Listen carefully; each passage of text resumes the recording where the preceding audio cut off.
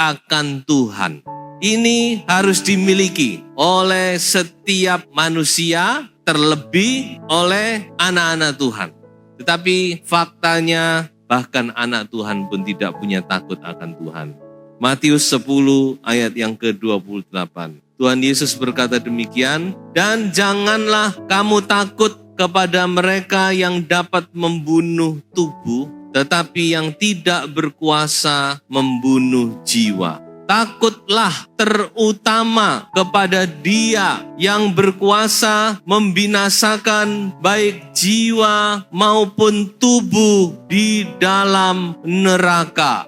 Firman Tuhan berkata, kita harus memiliki hati yang takut kepada Tuhan yang bisa membinasakan kita ke dalam neraka yang kekal.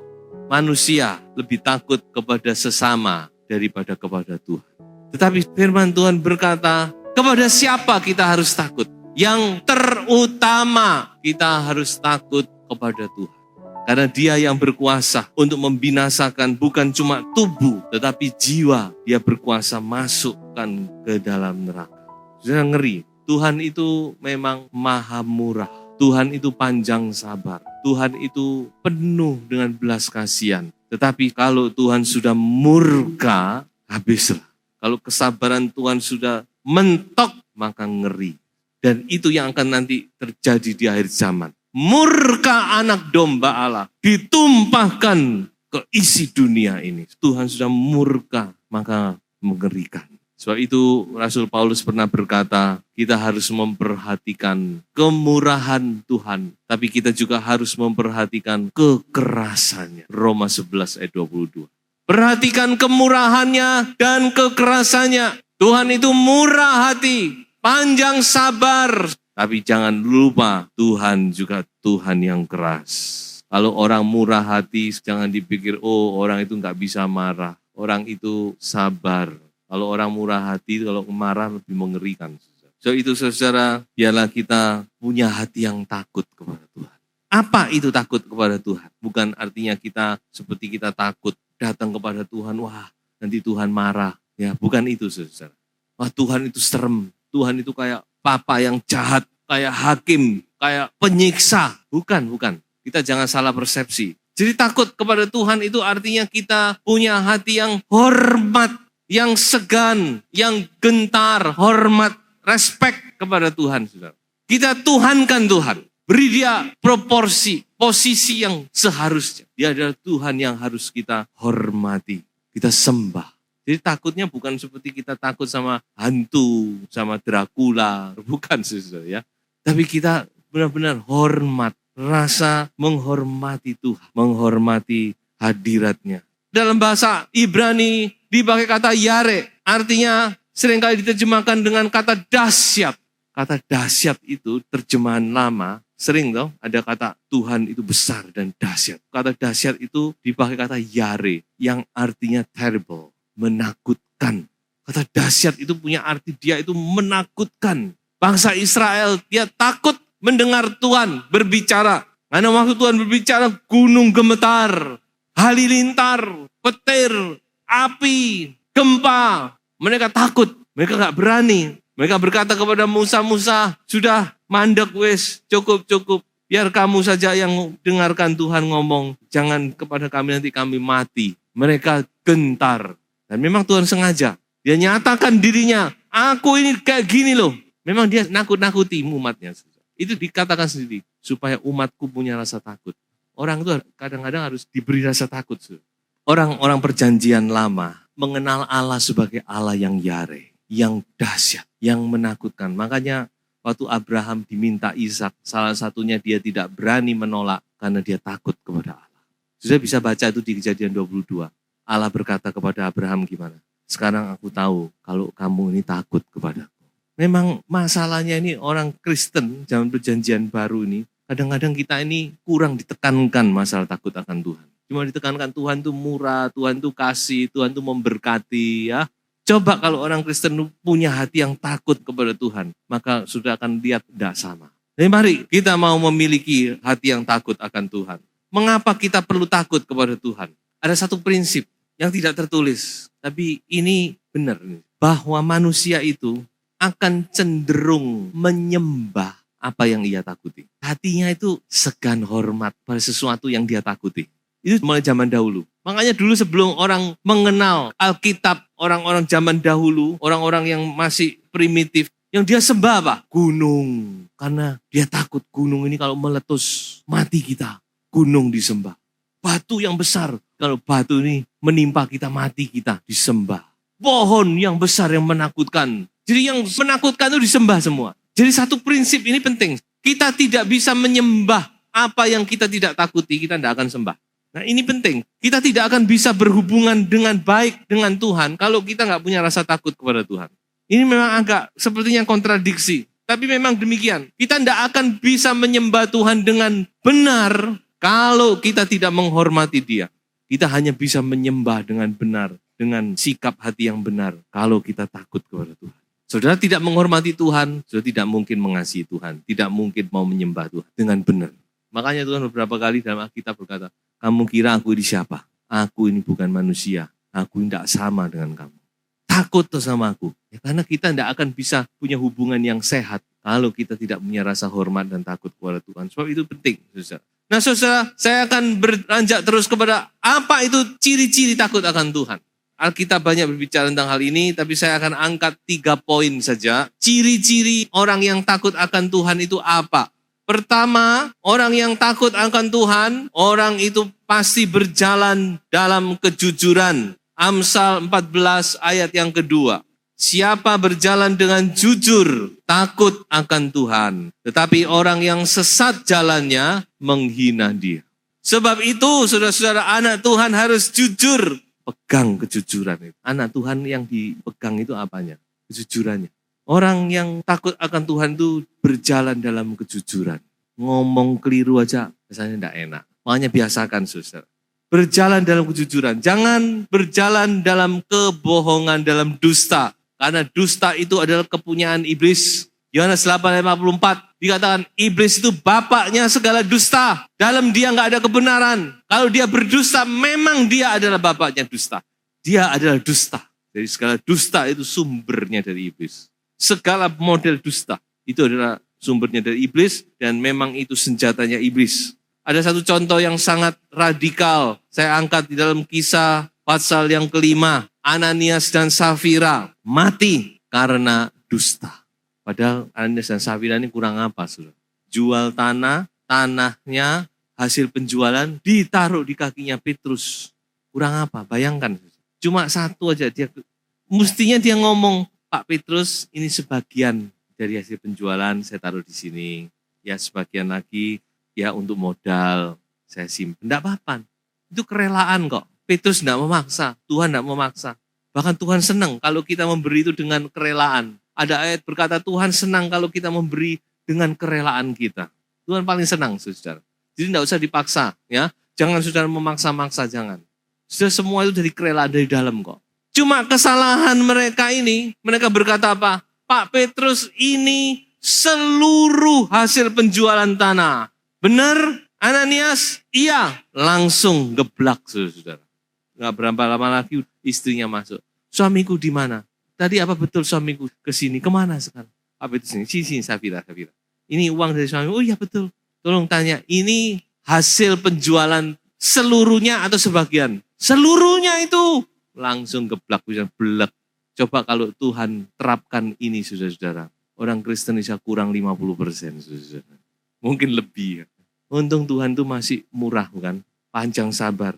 Tapi untuk masalah ini emang Tuhan. Kenapa? Ada yang bertanya, kenapa kok Tuhan di sini nunjukkan sesuatu? Memang setiap ada sesuatu yang baru, gerakan yang baru, Tuhan pasti mulai dengan sesuatu.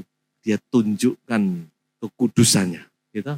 Waktu bangsa Israel keluar dari Mesir yang itu, Nadab dan Abihu, anaknya Harun langsung geblak waktu melayani Tuhan. Supaya Tuhan berikan, ini loh, aku ini kayak gini loh. Ojo main-main sama aku. Memang setelah itu mereka takut, wah Tuhan ini tidak bisa buat main-main ya. Itu ayo kita mau berjalan dengan kekudusan. Yang kedua, ciri yang kedua, memberikan apa yang menjadi hak orang lain. Sudah bisa baca ayatnya sendiri di Roma 13 ayat 7, Markus 10 ayat 19. Memberikan apa yang menjadi haknya orang lain. Jadi takut kepada Allah ini juga ditunjukkan dari cara kita berhubungan dengan sesama. Salah satunya bicara tentang hak dan kewajiban. Apa yang menjadi haknya orang lain, kita berikan. Memang itu haknya mereka. Nah, ini sebenarnya luas, saudara-saudara. Dalam rumah tangga, apa haknya suami? Dia punya hak untuk dihormati. Amin. Firman Tuhan. Apa haknya istri? Untuk dicintai. Jadi ini menyangkut banyak hal, saudara. Ada hak, jangan sampai kita rampas hak itu. Dalam hal ini saya akan menyoroti satu hal, yaitu tentang hubungan antara tuan dan hamba. Mari kita baca di dalam Kolose pasal 3, mulai ayat 18. Di situ ada hubungan antara anggota-anggota rumah tangga. Itu bicara tentang hak anggota rumah tangga. Kemudian dilanjutkan mulai 22 tentang hubungan antara hamba dan tuan. Ya mungkin ini jarang disinggung, tapi kita perlu tahu, saudara. Karena ini yang pasti kita adalah salah satu atau dua-duanya. Kita adalah hamba, tapi kita mungkin juga adalah tuan. Sebab itu kita harus tahu ini. Coba saya bacakan mulai 22. Hai hamba-hamba, taatilah Tuanmu yang di dunia ini dalam segala hal. Jangan hanya di hadapan mereka saja untuk menyenangkan mereka, melainkan dengan tulus hati. Karena apa? Takut akan Tuhan. Apapun juga yang kamu perbuat, perbuatlah dengan segenap hatimu. Seperti untuk Tuhan dan bukan untuk manusia. Kamu tahu bahwa dari Tuhanlah kamu akan menerima bagian yang ditentukan bagimu sebagai upah. Kristus adalah Tuhan dan kamu hambanya. Barang siapa berbuat kesalahan, ia akan menanggung kesalahannya itu. Karena Tuhan tidak memandang orang. Pasal 4 ayat 1 sekarang. Tuhan. Hai tuan-tuan, berlakulah adil dan jujur terhadap hambamu. Ingatlah, kamu juga mempunyai Tuhan di sorga. Kita punya Tuhan, karena kita semua adalah hamba Tuhan. Tapi kita juga punya bawahan. Perlakukan bawahan kita dengan bijaksana. Jangan mentang-mentang, karena saudara adalah kepala bagian, karena saudara adalah manajer, lalu saudara mentang-mentang, semena-mena. Jangan. Bertindaklah bijaksana. Kita saling membutuhkan kok. Jangan dipikir, bawahan itu butuh dengan atasan. Bawahan butuh pekerjaan. Kalau saudara tidak punya orang, mau kerja apa kita? Satu orang saja keluar. Bingung bukan? Kerjaan terbengkalai. Makanya kita harus bijaksana. Coba, firman Tuhan ini lengkap. Ingat kita ini juga hambanya Tuhan. Kalau kita dicelatu terus sama Tuhan, kita ngomong, aduh Tuhan, gak kuat aku Tuhan. Kok kerjaanku gak ada sih bener. Makanya kita juga harus bijaksana. Jadi Tuhan kita harus bijaksana. Apa yang menjadi haknya hamba? Kita berikan. Apa saudara tidak senang kalau bawaan saudara juga makmur? Bawaan kita bisa makmur, menikmati. Justru harus senang saudara-saudara. Dan dia pasti akan loyal dalam pekerjaan. Lalu dia mendapatkan apa yang menjadi haknya. Jadi ini salah satu, banyak tentang hak dan kewajiban kita kepada pemerintah, kita kepada atasan dan sebagainya. Tapi saya cuma singgung hal ini. Yang ketiga, apa ciri takut akan Tuhan? Yaitu menjauhi yang jahat. Dan bukan cuma menjauhi, firman Tuhan berkata, kita harus bahkan membenci kejahatan. Kita harus menjauhi yang jahat. Dan bukan cuma menjauhi, tapi kita harus punya hati yang bahkan membenci yang jahat. Bukan orangnya yang kita benci, tapi kejahatannya. Perbuatannya yang tidak benar itu kita benci. Saya ambil satu contoh, yaitu Yusuf. Sudah tahu semua tentang Yusuf bukan? Yusuf ini luar biasa memang. Salah satu orang berbuat jahat itu karena ada kesempatan. Nah Yusuf ini punya kesempatan. Dia punya kesempatan berzina, berbuat serong dengan istri majikannya. Karena bukan dia yang cari. Ya, istri Potifar yang cari dia, yang menggoda dia. Jadi dia punya kesempatan, tapi apa yang dikatakan oleh Yusuf? Bagaimana aku bisa berbuat dosa yang besar ini? Jadi Yusuf ini luar biasa. Makanya Tuhan juga angkat dia dengan luar biasa. Dia punya surplus rasa takut kepada Tuhan. Jadi bukan takutnya cuma karena ada orang, karena apa. Tapi dia surplus. Memang dia punya takut kepada Tuhan. Dari dalam hatinya. Jadi walaupun tidak ada orang, walaupun dia punya kesempatan, dia berkata, no way, sorry. Aku tidak akan mengecewakan Tuhanku. Aku tidak akan mempermalukan Tuhanku. Dia lari, tinggalkan. Dan risikonya dia harus dipenjara. Orang baik penjara. Tapi Tuhan tidak pernah tinggalkan dia. justru penjara itulah yang nanti mengangkat dia. Jadi itulah saudara beberapa ciri takut akan Tuhan. Sekarang kita akan lihat apa upahnya. Firman Tuhan banyak berkata tentang ganjaran, upah dari orang-orang yang takut akan Tuhan. Saya ambil 3 saja, dikatakan yang pertama, dia akan mendapatkan kekayaan, kehormatan, dan kehidupan. Yang kedua, rumah tangganya akan diberkati oleh Tuhan. Damai sejahtera, anak-anaknya bahagia, menikmati kehidupan rumah tangga. Oh, diberkati Tuhan. Orang laki-laki, pria, kepala rumah tangga itu takut akan Tuhan. Keluarga akan diberkati. Akan senang, anak-anak bertumbuh dengan sukacita. Itu janji Tuhan. Yang ketiga, dia akan dicintai oleh Tuhan. Sampai kepada anak cucu dicintai Tuhan. Bayangkan, Tuhan cinta kepada orang-orang yang takut akan Tuhan. Dicintai itu bukan cuma orangnya, tapi sampai anak cucunya dicintai oleh Tuhan. Makanya itu mari saudara. Lalu bagaimana kita bisa punya hati yang takut akan Tuhan? 2 ayat ini berbicara. Kita baca Amsal pasal 2 ayat 4 dan 5. Berbunyi demikian, jikalau engkau mencarinya seperti mencari perak dan mengejarnya seperti mengejar harta terpendam, maka engkau akan memperoleh pengertian tentang takut akan Tuhan dan mendapat pengenalan akan Allah. Satu hal yang perlu kita ketahui bahwa takut akan Tuhan itu tidak otomatis. Tapi itu perlu yang namanya proses belajar dan diajar. Kalau sudah baca, belajar firman, mencari, baru kamu akan memperoleh apa itu takut akan Tuhan. Makanya pendidikan rohani itu penting. Sekolah minggu itu penting. Karena itu yang menanamkan dasar pada anak-anak supaya mereka mengenal siapa Tuhan itu. Dan dengan demikian mereka bisa punya hati yang takut akan Tuhan. Dan saya akhiri dengan satu ayat dari dalam Filipi pasal 2 ayat yang ke-12. Hai saudara-saudaraku yang kekasih, kamu senantiasa taat. Karena itu tetaplah kerjakan keselamatanmu dengan takut dan gentar.